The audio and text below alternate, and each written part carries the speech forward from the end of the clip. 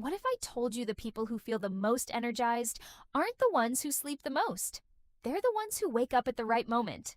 Stick with me because by the end of this video, I'm going to reveal the one mistake almost everyone makes the second their alarm goes off. And once you fix it, mornings feel completely different. Here's something most people get wrong. They think the fix for feeling tired is simple. Sleep more hours. But some people sleep 9 hours and still feel wrecked. Others sleep 7 and feel unstoppable. The difference isn't the number on the clock. It's something most people have never even heard of. Your sleep isn't one long block. It's built from 90-minute cycles. In each cycle, your brain drops into deep sleep, then rises back up into light sleep, almost like a wave. And here's the part that changes everything. If your alarm rips you out of deep sleep, you feel destroyed, no matter how many hours you got. But if you wake up at the top of that wave, in light sleep, you feel sharp almost instantly. So the real question isn't, how many hours did I sleep? It's, did I wake up at the right point in the cycle? That's why 7.5 hours can feel better than 8. It's not magic, it's math. 5 full 90-minute waves versus one that gets cut in half. Now here's where it gets even more interesting. Your body has an internal clock, and it's controlled almost entirely by one thing: light. The moment sunlight hits your eyes in the morning, it tells your brain the day has started. And that single signal cascades into everything: your alertness, your mood, even when you'll naturally feel sleepy that night.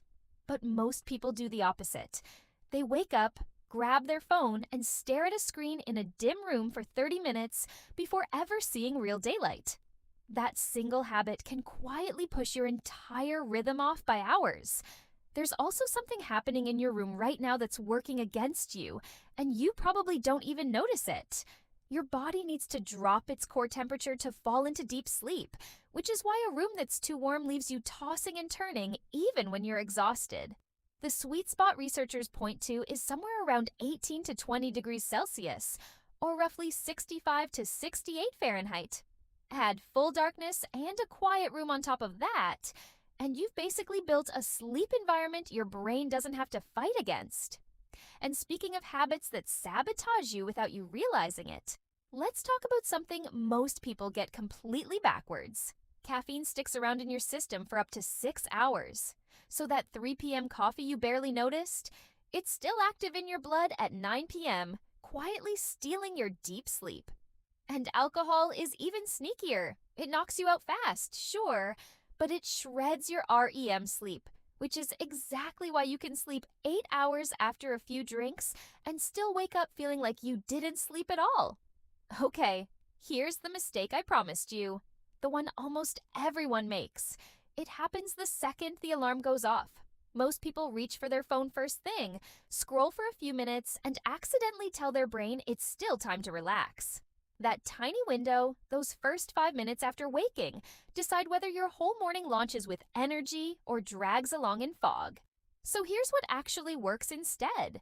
The moment you wake up, get to light, real daylight if you can.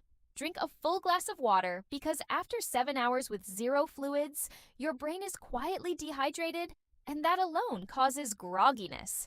Move your body for even 60 seconds. Stretch, walk to the window, anything. And if you really want to feel the switch flip, splash cold water on your face. It sounds almost too simple, but it activates your nervous system faster than anything else on this list. Now, you've probably seen videos claiming you can train yourself to survive on 4 hours of sleep using something called polyphasic sleep. Here's the truth. A tiny number of people can genuinely do this because of a rare genetic mutation. Everyone else who tries it is just running on borrowed energy, and the body eventually sends the bill. Slower thinking, weaker immunity, and a system that's quietly breaking down even when you feel used to it. So let's bring it all together. It's never really been about cutting hours. It's about timing your sleep to full 90-minute cycles, getting real light first thing in the morning, cutting caffeine off by early afternoon, and giving your brain the right signals in those first few minutes after waking up.